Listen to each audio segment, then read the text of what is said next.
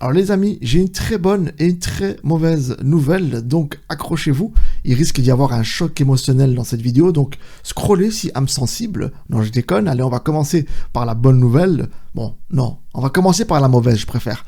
La mauvaise nouvelle, c'est que les chiffres sont tombés, l'année 2024 est catastrophique pour le secteur automobile et malheureusement, petit à petit, les industriels quittent le continent et donc on se retrouve avec un nombre de personnes sans emploi qui augmente, qui est en constante croissance, puisque le secteur automobile représente une grosse part de marché de l'emploi au sein de l'Union européenne. Et malheureusement, les chiffres de 2025 sont encore plus mauvais, puisque le mois de janvier est catastrophique malgré le salon de l'auto. Les chiffres sont toujours en baisse et donc les constructeurs font face à un fléau qui risque malheureusement de s'aggraver.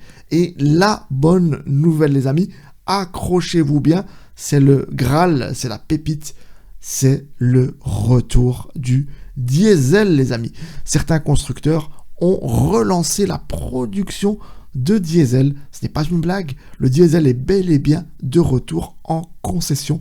Vous pourrez donc acheter par exemple chez Opel ou encore Citroën, Peugeot du diesel, donc des modèles qui n'existent aujourd'hui qu'en full électrique.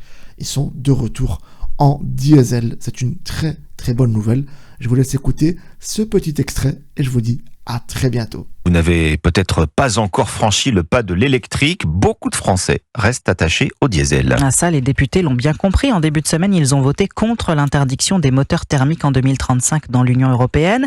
Et les constructeurs, eux aussi, font marche arrière. Le tout électrique a du plomb dans l'aile. Ce qui marche, c'est l'hybride et le diesel dont la production a été relancée notamment chez Stellantis, Aurélien Fleureau. Oui, le groupe aux 14 marques, dont Peugeot et Citroën, ne le crie pas sur tous les toits, mais dans les usines, la production de moteurs diesel revient ou se voit prolongée. Exemple à Rennes, qui avait prévu de réduire la voilure fin 2024 et de se séparer d'intérimaires. Mais les plans ont changé, explique Nadine Cormier, déléguée syndicale FO de l'usine qui produit le C5 Aircross de Citroën. La remise en place de cette demi-équipe permet d'aligner nos volumes de demande commerciale en diesel sur une période beaucoup plus longue. Le marché de l'électrique progresse moins vite que prévu. Les réglementations vont peut-être changer.